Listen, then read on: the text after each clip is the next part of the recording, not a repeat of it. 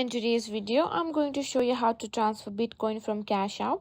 If you want to move your Bitcoin to another wallet or exchange, stick around for this simple step-to-step guide.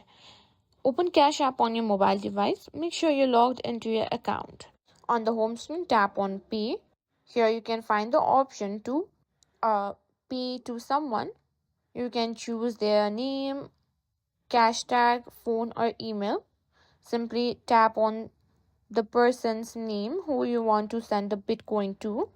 Now tap Send as Bitcoin.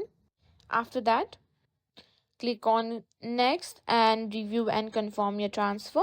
If everything looks good, tap on Confirm to proceed with transfer. After confirming, your transaction will be processed. This may take a few minutes depending on network congestion. You can track the status of your transfer in the Cash app. And that's it. You've successfully learned how to transfer Bitcoin from Cash app.